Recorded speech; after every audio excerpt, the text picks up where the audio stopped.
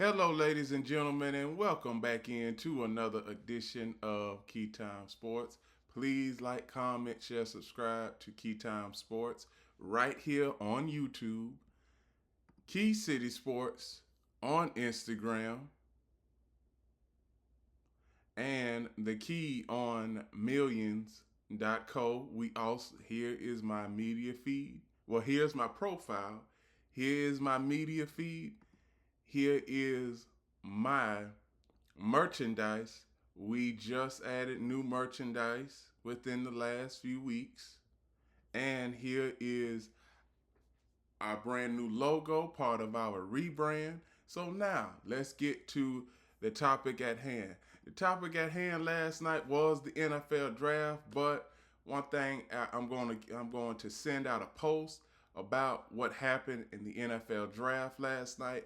And then we also had the NBA playoffs versus the New York Knicks and Atlanta Hawks. Now, I knew that Atlanta, they had this game won because it kept going nip and tuck. And even though the Knicks kept fighting their way back, the Knicks could never get a stop down the stretch. And as we all can see, when we get down to the scores, when we get down to OG Anunoby, he had 29. Karl Anthony Towns had 21. Jalen Brunson had 26. Josh Hart had 2. And Mikal Bridges had 0 points. A big old goose egg in 21 valuable minutes of the game. Now, we get the bench production. Bench production played a little bit more decent, but Atlanta, one thing about Atlanta is when they got the lead late in the game, I said that they were not going to relinquish it. They ended up doing that. I thought the Knicks would be able to defend coming down the stretch, but obviously they didn't. And as you can see for the Atlanta Hawks, Okongwu, 9 points. Jalen Johnson, 24 points. C.J. McCollum, 23 points. Nickeil Alexander-Walker had 14 points. Dyson Daniels had 8 points. Bench production. Corey Crispert, 0 points in 5 minutes. Jonathan Kuminga, 21 points.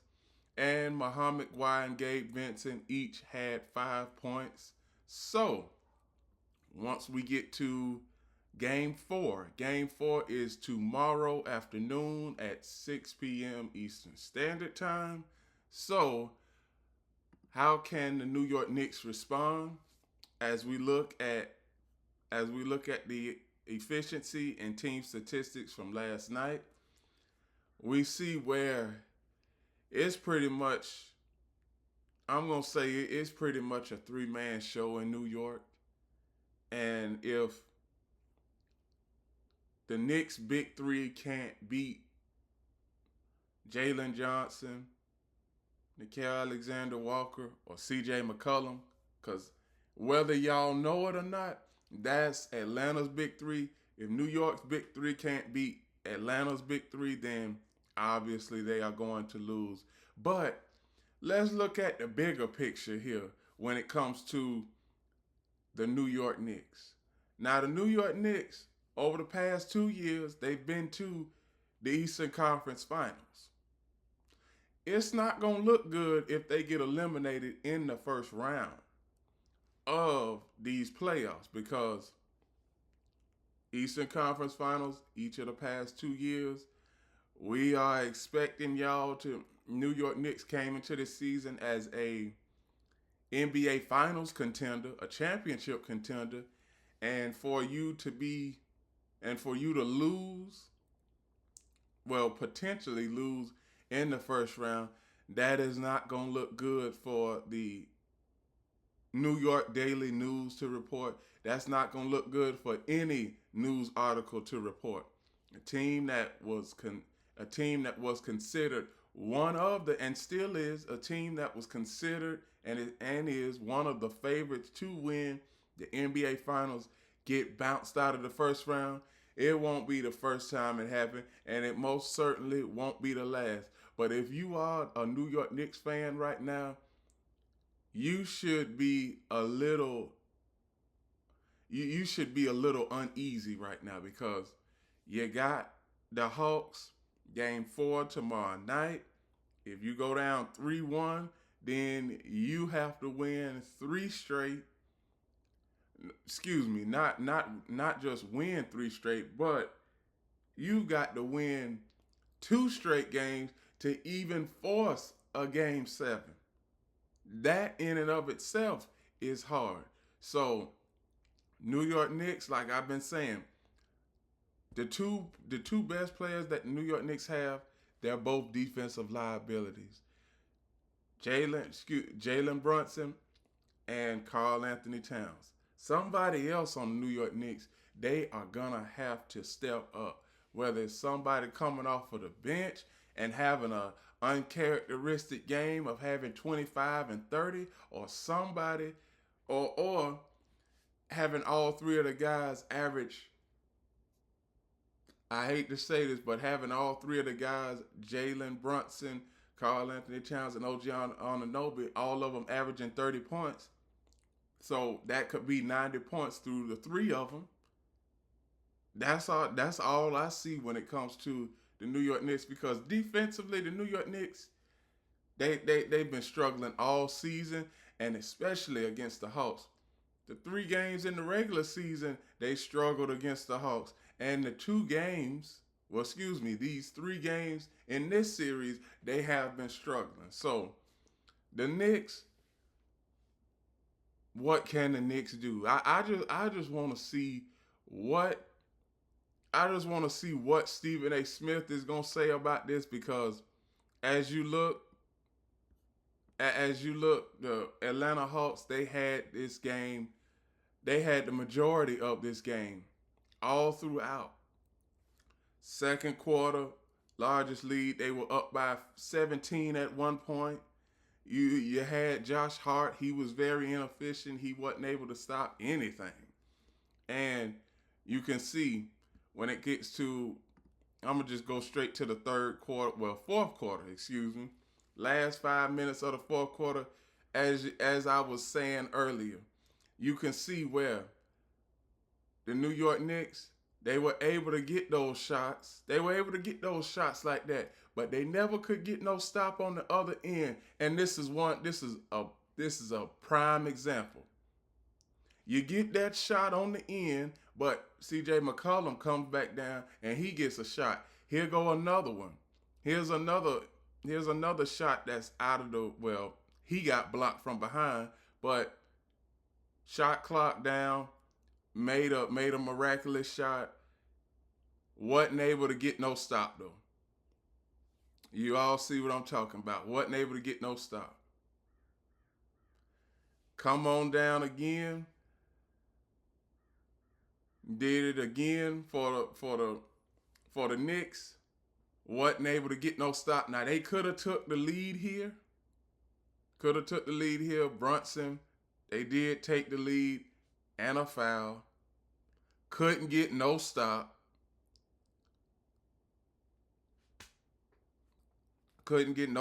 And then all of a sudden right here, this is the play.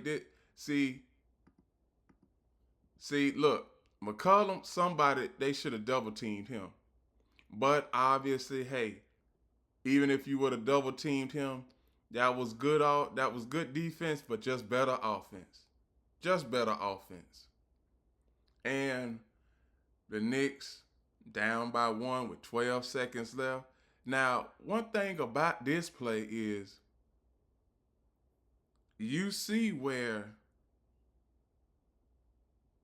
they really couldn't get nothing going. As you all could see, it's like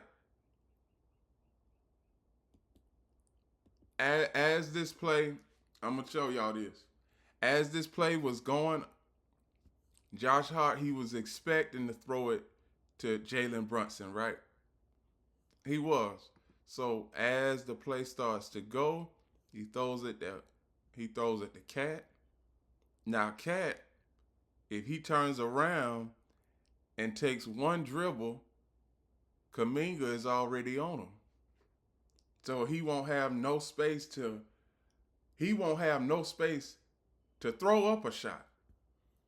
And as you can see right here, Jalen Brunson, see Josh Hart has the ball.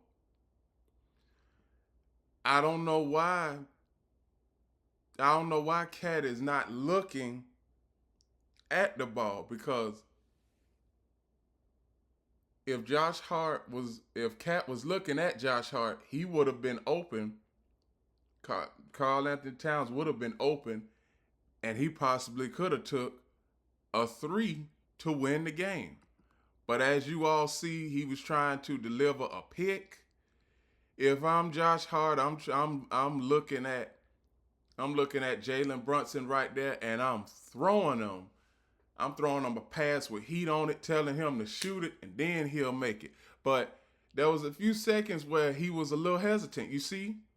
See right there, for a split second, he was hesitant.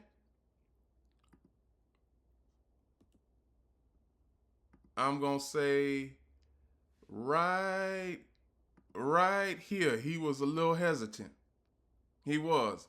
You got this guy on the ground. You got Jalen Johnson on the floor right there. You throw it right there to Jalen Brunson, and you just live with the results, because that could have been a game-winning 3. Instead, they wait, you wait, and then all of a sudden somebody comes on them, and then all of a sudden you try and throw it out, and you don't get no shot.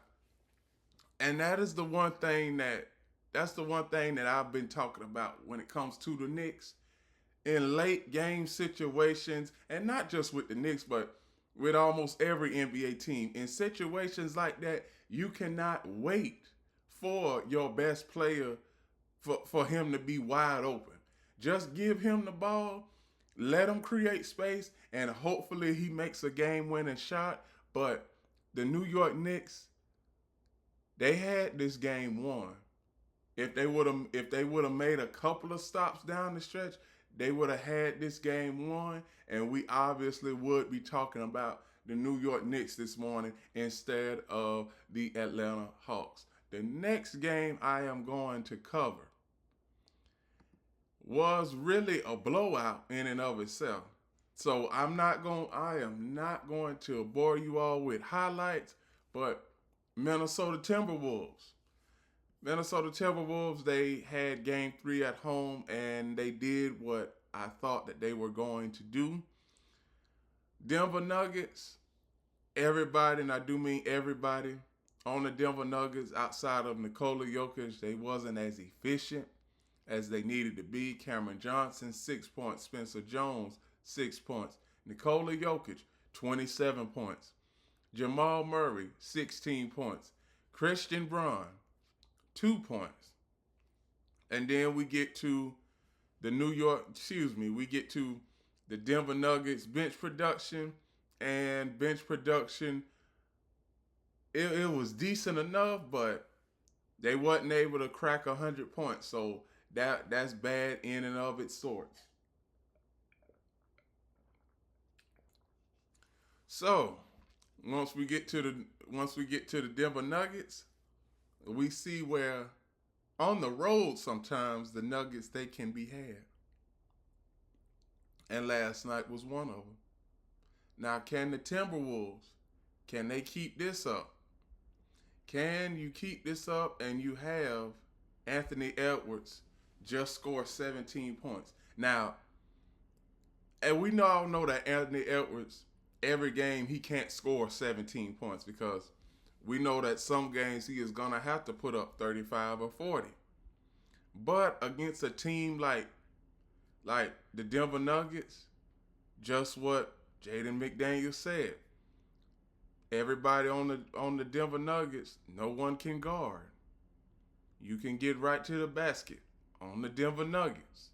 Now, if I was a team who potentially had to play the Denver Nuggets, if the Denver Nuggets win this series, I would be taking into consideration what Jaden McDaniels said. Nobody on Denver can guard. Quote unquote, if the Lakers play the Denver Nuggets, nobody on Denver can guard. That's where Luka comes in, Austin Reeves, LeBron James, everybody needs to start driving on the Denver Nuggets because you have nobody that can guard, and plus you can get the entire team in foul trouble. You can get the entire team in foul trouble, and that's exactly what the Timberwolves did last night. So the Timberwolves, Julius Randle, Dante DiVincenzo had 15 points each. Jaden McDaniels had 20, Rudy Gobert had 10, and Anthony Edwards had 17.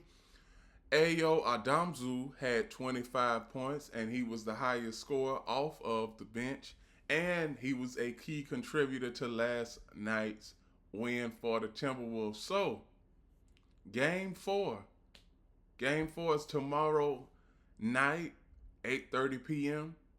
Let's see what Denver can do. Can they respond? Just can they respond? Because we all know that even though the Denver Nuggets are, I would say, 3 years removed from their championship, they still do have championship experience and playoff experience. And Minnesota Timberwolves, kind of like they in the same boat with the New York Knicks. Last 2 years made it to the Western Conference Finals. This year, if they don't make it to the NBA Finals, somebody is getting fired. Somebody is getting fired. It doesn't necessarily have to be the head coach, but somebody on the Timberwolves coaching staff is getting fired if the Timberwolves don't make it to the NBA Finals. I can already see it. So that's all I have to say for the Denver Nuggets and the Minnesota Timberwolves. The next game I'm going to cover, another blowout. Cleveland Cavaliers and the Toronto Raptors. Toronto Raptors, I expected them to win Game 3. I did. But what I didn't expect is somebody to come off the bench named Jamison Battle and go 5 for 5 from the floor and make 4 for 4 on 3-point shots. That's what hurt the Cavaliers last night. You look at everybody that's on this list for the starters. Dean Wade, 5 points. You had Evan Mobley and Donovan Mitchell only had 15 points. James Harden had 18. And Jared Allen had 12. Then bench production, they emptied out their bench. And they didn't get much from their bench production. But the game was already a blowout. Game was already a blowout by the midway point of the fourth quarter. And the Cavaliers, only thing that they can do now is just get prepared for Game 4. And if I was the Cavaliers head coach, I wouldn't even show game film with this. Because they played terrible, and I'm not going to show you the tape. That's what I would be telling them. Hey, we know what we got to do better. When it comes to the playoffs, there's no more X's and O's. It's just about stopping your opponent on a consistent basis throughout a 7-game series. That's all it is when it comes to the playoffs. And it's the same way in baseball, too. Same way in baseball. And as we get to the Toronto Raptors, Brandon Ingram didn't have a good game, 12 points. You had R.J. Barrett, Scotty Barnes, each have 33 points. Jacob Pelote, 8 points. Jacoby Walter, 0 points. And then bench production, it pretty much emptied itself out. And you had Colin Murray Boyles, 22 points. Jamison Battle, 14 points. He didn't miss a shot last night. So that's one of the things that really hurt the Cleveland Cavaliers. Now, Cleveland Cavaliers, you are also in the same boat as the New York Knicks and the Minnesota Timberwolves. The Cleveland Cavaliers have been, they've been in the playoffs the last 2 years. The last 3. You've lost to the New York Knicks. You lost to the Boston Celtics. You've lost to, well, let's see. Yeah, you've lost to the Boston Celtics, and now last year you lost to the Indiana Pacers, and now you are pretty much, you still have the series lead on the Cavaliers, but if, excuse me, the Cavaliers still have the series lead on the Raptors, but if the Raptors win game 2, it is now an even series. And we all know teams that take game 5 after the series is even at 2 apiece goes on to win the series 82% of the time. So if you the Cavaliers right now, even though that you've been to the playoffs year after year after year, if you get eliminated in the first round, you're not a contender. As we can see, we know that the Cavaliers, they all have every team in the playoffs has mishaps from some time in some series, in some games. Every playoff team has a mishap somewhere in a game. But for the Cavaliers last night, they couldn't get no stops down the stretch. Largest lead of this game for the Toronto Raptors was 25 at one point. Was 25. And the largest lead for the Cavaliers was 5 at one point. Now, we get to the point where when we start looking at the efficiency, most of the time the efficiency, it doesn't tell the story all the time. But when you look at points in the paint, where the Cavaliers allowed 60 points in the paint, you're going to lose because that most of those shots are at the rim. The Raptors took most of their shots at the rim. Most of their points came at the rim if you have 60 points in the paint. Also, free throws. I mean, the Raptors, they didn't take as many free throws as the Cavaliers, and the Raptors still won. When it comes to turnovers, let me tell y'all something. Total turnovers. Cavaliers had 22 turnovers, and the Raptors had 12. Now that right there, that is what caused the Cavaliers to lose the game. 22 turnovers. And not just the turnovers. You had defensive lapses, not being able to get stops down the stretch. The Cavaliers, they got the deficit all the way down to 6 points at one time. Not just one time, but quite a few times in the game. They got it down to 6 points, and they were never able to get the deficit under 6. Never. But all in all, we all know that the Cavaliers, they got game 7 back at home in their place. If they do need a game 7, it's right there. But the next game is game 4, which will be Sunday instead of tomorrow night. And all in all, the playoffs, all of these series are very, very entertaining. And with that, those are my reactions to last night's game 3s with the New York Knicks, Atlanta Hawks, the Denver Nuggets, Minnesota Timberwolves, and the Cleveland Cavaliers, and Toronto Raptors.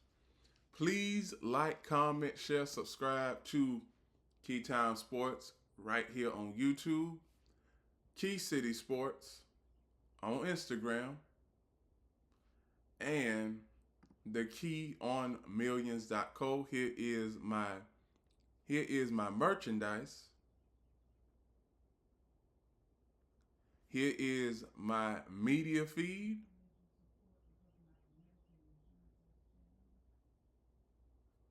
And here is my profile so that you will know it is me. And I just want everybody to remember one last thing: the key is always on time.